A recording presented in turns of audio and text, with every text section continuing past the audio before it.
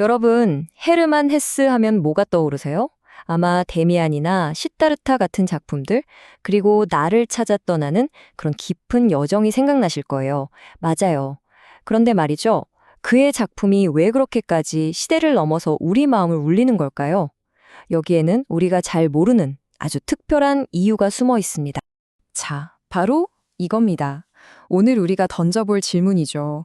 헤세가 쓴 그 수많은 이야기들, 그게 사실은 전부 자기 자신의 분열된 영혼에 대한 이야기였다면 어떨까요? 그가 탐험했던 가장 깊고 어두운 세계가 바로 자기 마음속이었다는 거죠. 어쩌면 그의 모든 작품은 자기 영혼과의 그 치열했던 싸움을 기록한 보고서 같은 게 아니었을까요? 헤세의 평생을 지배했던 건 바로 이 두 개의 자아였어요. 한쪽에는 아시겠지만 아주 엄격한 종교적 집안에 경건한 아들 헤세가 있었죠.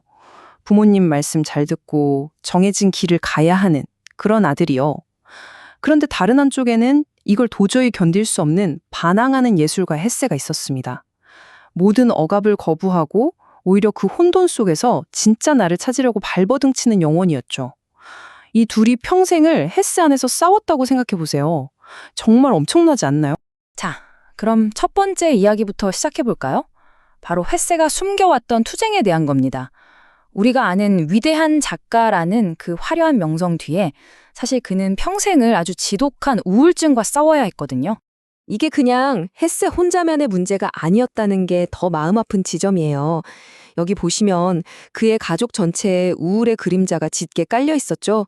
아버지는 잦은 우울증에 시달렸고 남동생은 안타깝게도 스스로 생을 마감했고요. 이복형 역시 정신질환을 앓았습니다. 어찌 보면 이건 유전적인 배경이 있었던 거죠.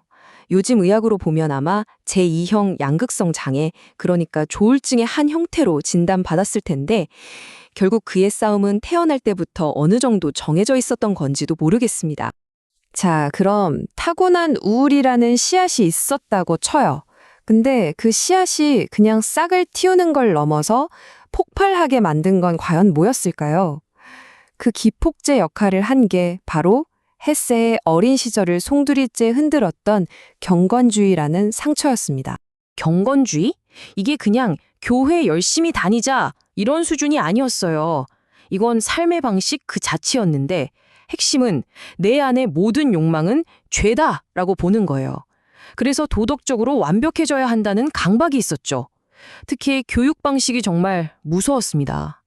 아이의 타고난 의지, 그러니까 호기심이나 자기 주장 같은 걸 악마의 속삭임으로 보고 그걸 어릴 때부터 완전히 꺾어버려야 한다고 믿었어요. 자, 생각해보세요. 원래부터 예민하고 자유로운 영혼이었던 헤세가 이런 환경에서 과연 숨이나 제대로 쉴 수 있었을까요? 이 타임라인을 보시면 그 결과가 얼마나 끔찍했는지 바로 알 수 있습니다. 14살에 마을브렌 신학교에 들어갔는데 1년도 채 안 돼서 도망쳐 나와요. 그리고 곧바로 정신병원에 갇히게 됩니다. 15살에요. 그 후로 1년이 넘는 시간 동안 이 병원 저 시설을 떠돌면서 정말 지옥 같은 10대를 보낸 거죠. 이건 당시 10대였던 헤세가 정신병원에서 아버지한테 쓴 편지 한 구절이에요. 정말 가슴 아프죠. 아버지라는 단어가 낯설대요. 그러면서 제가 경건주의자였다면 아버지와 잘 지낼 수 있었겠죠. 하지만 전 그렇게 살고 싶지도 않아요. 라고 말합니다. 이게 뭘 의미할까요? 아버지의 사랑을 너무나 원했지만 아버지가 대표하는 그 경건주의 세상과는 절대로 타협할 수 없다는 어린 소년의 처절한 외침이었던 겁니다. 시간이 흘러서 헤세는 중년이 됩니다. 그런데 그의 삶은 나아지기는커녕 최악으로 치닫죠. 1차 세계대전이 터지고 아버지가 돌아가시고 결혼 생활은 파탄나고 정말 모든 게 무너져 내리는 상황에서 그는 마지막 지푸라기라도 잡는 심정으로 당시 새롭게 떠오르던 치료법, 바로 정신분석의 문을 두드리게 됩니다.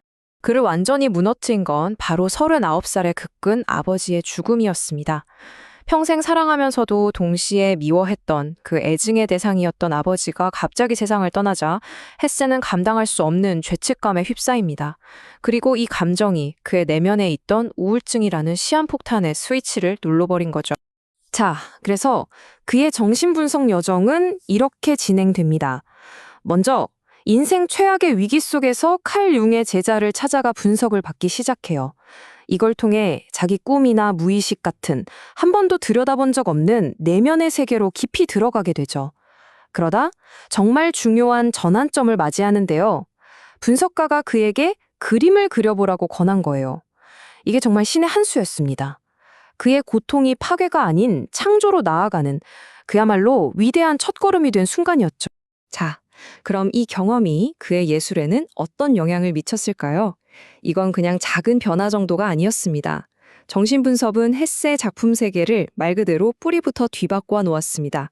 이 표를 보시면 그 변화가 얼마나 극적인지 딱 보이죠. 정신분석을 받기 전에는 주로 자연을 노래하고 짝사랑 이야기를 하는 낭만적인 작가였어요. 그런데 정신분석 이후에는 완전히 달라집니다.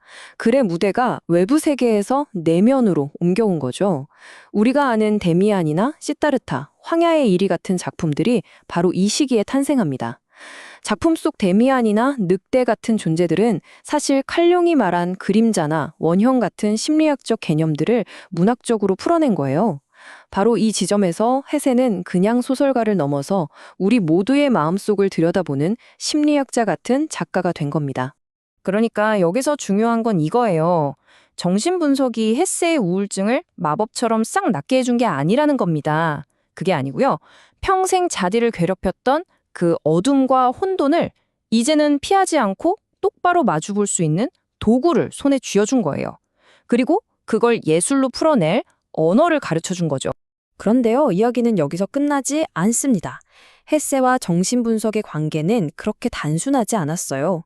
그는 정신분석을 통해 구원받았지만 동시에 그 한계를 느끼고 결국에는 그 너머의 길을 찾아 떠나게 됩니다. 여기 이 그래프를 보세요. 시간이 지나면서 정신분석에 대한 그의 생각이 어떻게 바뀌는지 보여주죠. 처음에는 예술적 진실을 위한 도구라면서 엄청나게 칭찬했어요. 그런데 점점 회의적으로 변합니다. 나중에는 이런 말까지 해요. 정신분석이 내 안의 악마를 죽이려다가 창조성의 원천인 천사까지 함께 죽여버릴 수 있다고요. 그러니까 치료를 하려다가 자기 예술의 영혼까지 잃어버릴까 봐 두려워했던 거죠. 그리고 말년에 이르러서 정말 놀라운 말을 합니다. 자기가 평생 벗어나려고 발버둥 쳤던 그 경건주의 있잖아요. 그걸 두고 나는 태생적으로 개신교도다라고 인정해버린 거예요. 이게 무슨 뜻일까요? 과거로 돌아가겠다는 게 절대 아니죠. 자기를 억압했던 그 상처 속에서 아이러니하게도 자신을 단련시킨 힘, 그러니까 자기 통제력과 내면을 들여다보는 그 힘을 발견한 겁니다. 그리고 마침내 그걸 미워하는 대신 자기 자신의 일부로 끌어안게 된 거죠. 이게 바로 헤세가 마침내 도달한 경지였습니다. 어린 시절의 성초도 자기를 구원해준 정신분석이라는 약도 그 어느 것 하나 버리지 않은 거예요. 대신에 그 모든 모순과 고통을 전부 끌어안아서 더 크고 완전한 자기 자신을 만들어낸 거죠. 과거를 지운 게 아니라 전부 통합해버린 겁니다. 자, 마지막으로 여러분께 이 질문을 던지면서 마무리하고 싶습니다. 과연 헤세는 그 지독한 고통이 없었어도 지금의 걸작들을 쓸 수 있었을까요? 어쩌면 그 상처야말로 그의 예술을 만든 필수 재료는 아니었을까요? 우리가 그의 작품을 읽으며 깊은 위로를 받는 이유는 그 글들이 단순히 갈쓴 소설이 아니라 한 인간이 자기 안의 모든 상처와 끝까지 싸워서 이겨낸 그 위대한 투쟁의 기록이기 때문은 아닐까요?